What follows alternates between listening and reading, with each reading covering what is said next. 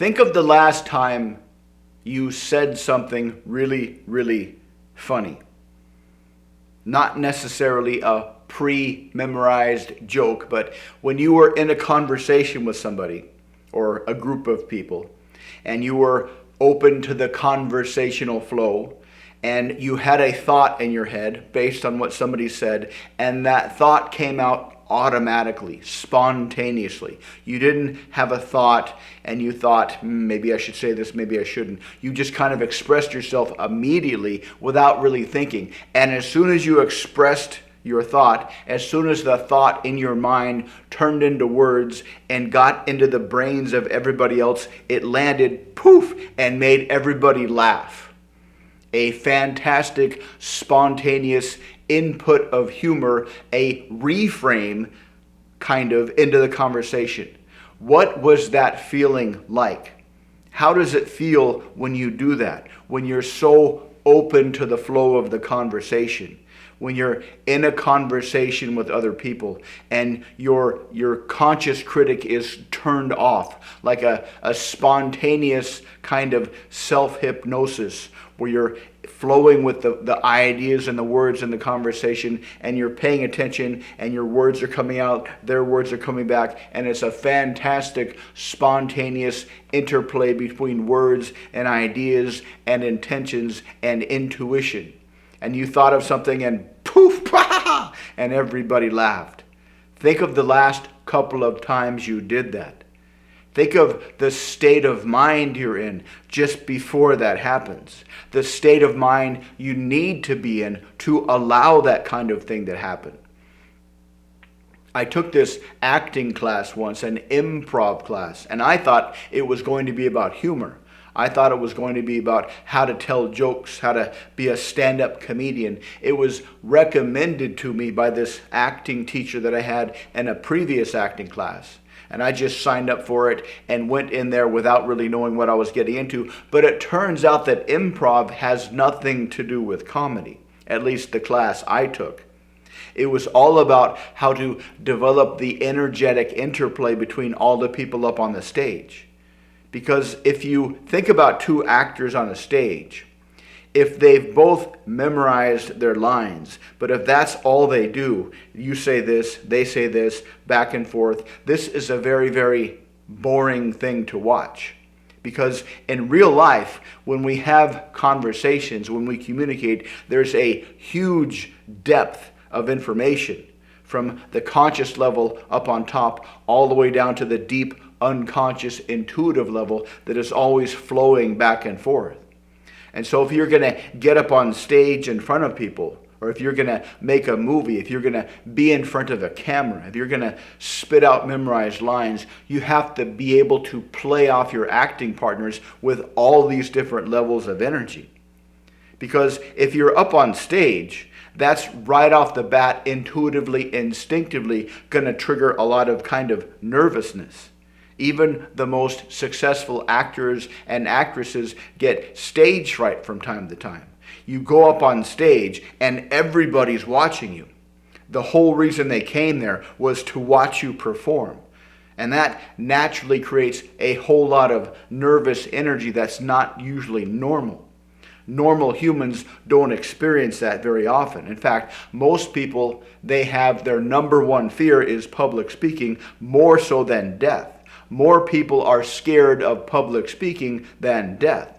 So if you want to become a highly skilled actor, you need to do a lot of work to be able to access this deep, unconscious, back and forth, intuitive information that is always flowing during regular conversations. And remember this when you're up on stage in front of other people, to remember your intuition, to remember your subconscious communication skills, to remember all the levels that you have to communicate all the complex ideas in your head.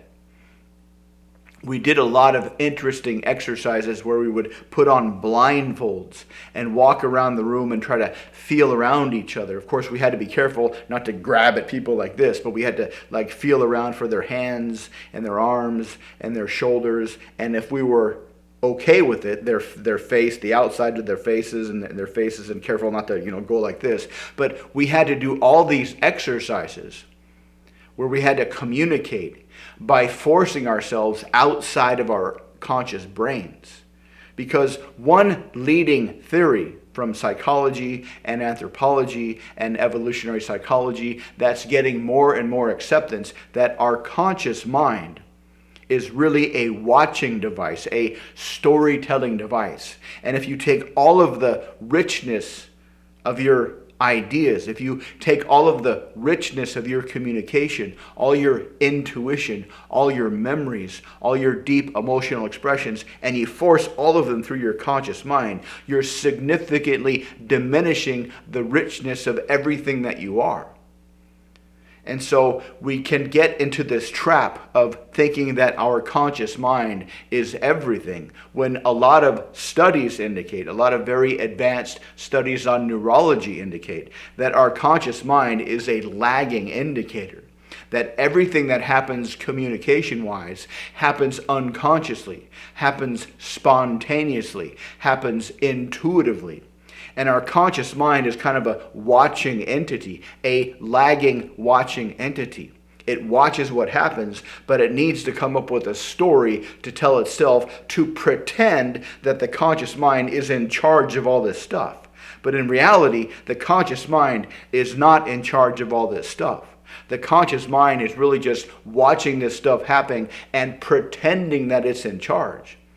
So those times when you're flowing intuitively, when you're having a conversation with someone, when you're flowing in the conversation intuitively and subconsciously, and you have these ideas and you express these ideas without trying to force them through your conscious mind, this is when your communication works the best. This is when your humor instinct is the most calibrated. This is when your reframing instinct is the most resourceful. This is when it is the most impactful on other people.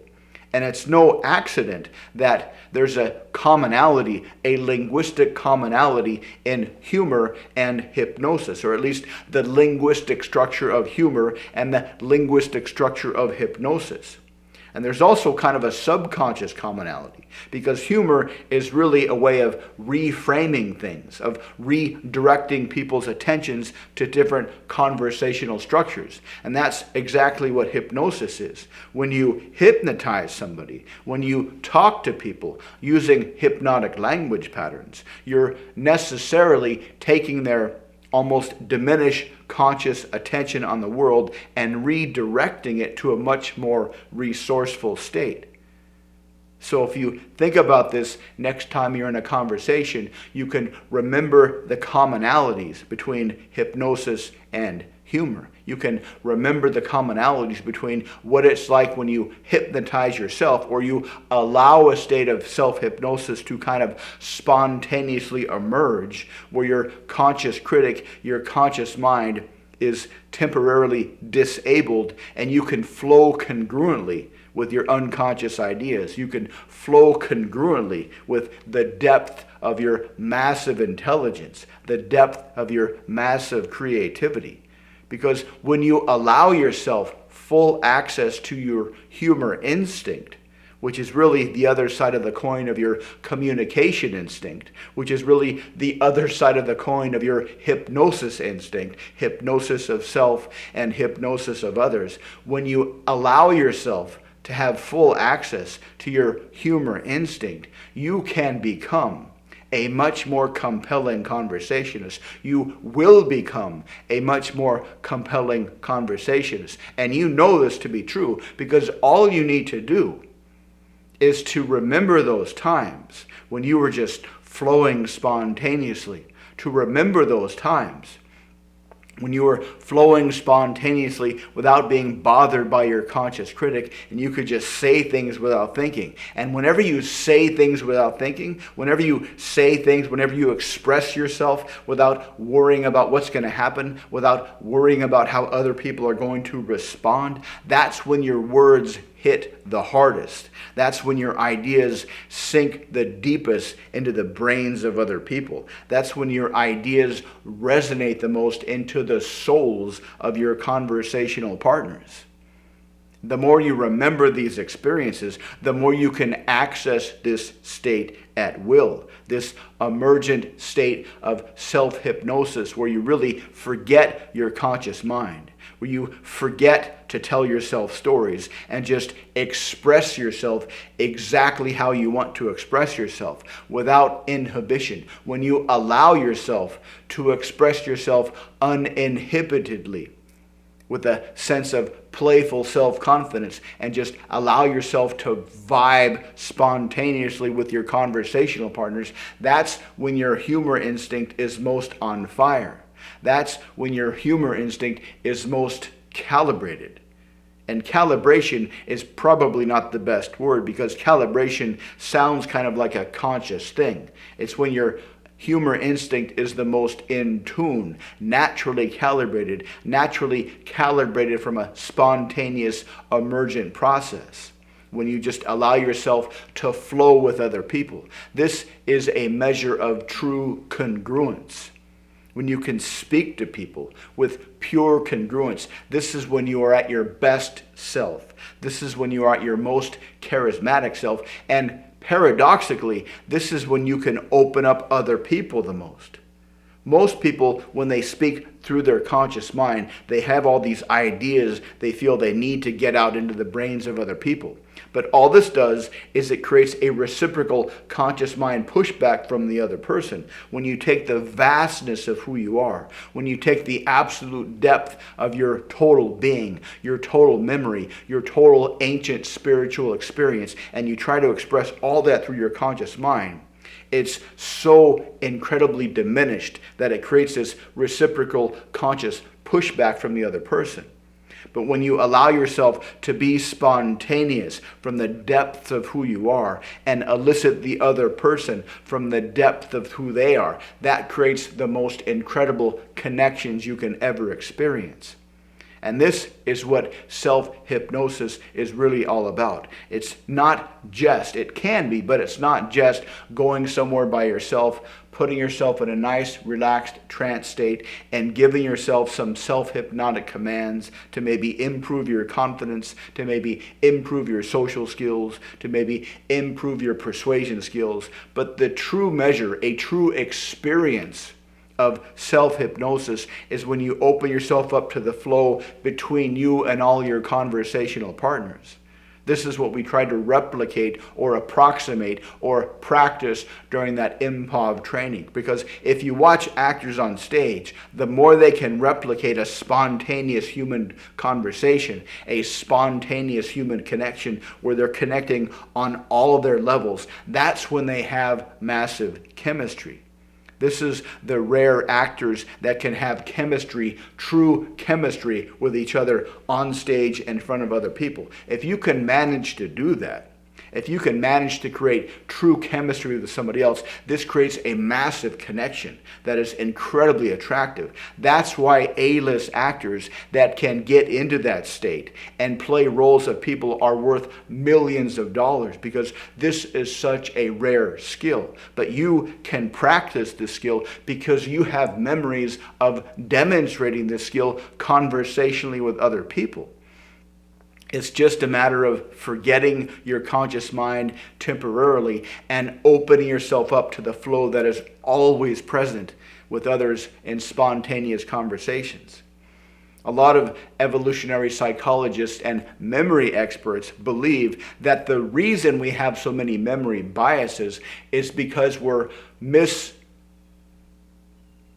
appreciating ourselves and our memories as being individual people with these memories that are supposed to be like a computer. And if you start off with the assumption that we are individual peoples with brains, with memories that are supposed to be like a computer, we have all these problems, because that's not what happens. But if you look at humans through the frame of we are really meant to be in a group setting. Our communication is not meant to be by ourselves. Our memories, our fantasies, our future predictions, our memories of the past, how you take memories of the past and project them into the future. How you take your best memories from the past and project them into the future is all based on kind of a collective consciousness, a collective communication consciousness, a collective memory. And if you see humanity through that lens, as we are supposed to be with a group of people having a collective experience rather than individuals with a computer-like memory, instead, if you see humanity as supposing to be in this kind of collective group, having a collective experience, having a collective unconscious vibing experience, that's when we can express our best selves. That's when we can remember our best selves. That's when you can express your best self. That's when you can remember your best self. When you're in a group of people, or at least two people, and you're just vibing unconsciously, and you allow the flow to come back and forth without any interference by your conscious critic trying to wonder if this is the right thing to say or the wrong thing to say, just to express yourself spontaneously. And that is when you are fully human. When you are fully appreciating the humanity of other people and you are fully expressing the humanity of yourself. That's kind of the goal to strive for next time you're having a conversation with someone.